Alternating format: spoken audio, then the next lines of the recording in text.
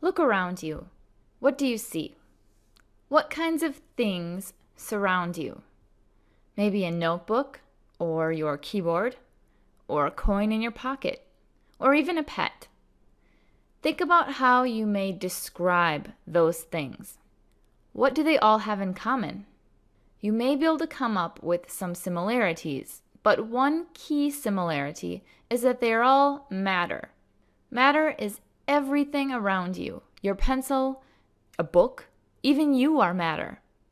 One of the most important things that chemists do is describe matter. Matter is anything that has mass and takes up space. Chemists spend their days working with matter, describing it, making measurements, and even changing its form. Let's take a closer look at a coin in your pocket. It is made from a metal. You can tell it is made from a metal because it's shiny and maybe has a silvery color. Those two descriptions I gave it were called physical properties.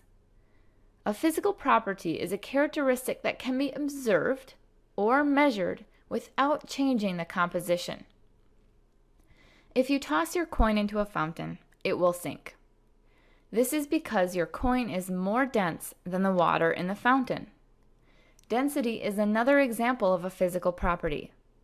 Your coin may be a little wet, but it is still composed of the same material as it was before you tossed it in the fountain. Other examples of physical properties include color, smell, boiling point, mass, volume, and temperature. Now let's talk about your car. Your car is likely made from a metal as well. How can you tell? It probably has a very similar density as the coin in your pocket. What other properties does a car have? If you've ever seen a fender bender, then you know that metals are quite bendable. When they hit something, they dent instead of shattering like glass. This property is known as malleability. It is a property that almost all metals share and is a physical property because your car is still composed of the same metal after it's dented. It just may look a little different. But what happens if we fast forward 10 years? Now what does your car look like? Chances are that it may be starting to form some rust. Unfortunately, the iron that was used to make your car is not the most stable of the metals. When it is exposed to oxygen, it transforms into rust. This ability to react to oxygen to form rust is called a chemical property. A chemical property is a characteristic that can only be determined by changing the chemical identity of a substance.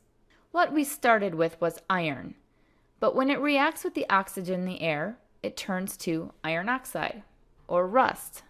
What are some of the physical properties of rust? Are they anything like the properties of iron? Are they anything like the properties of oxygen? No, rust has its own set of properties. First, unlike its metallic counterpart, it's brittle. It's also a dull reddish-brown color. So the ability to react with oxygen is a chemical property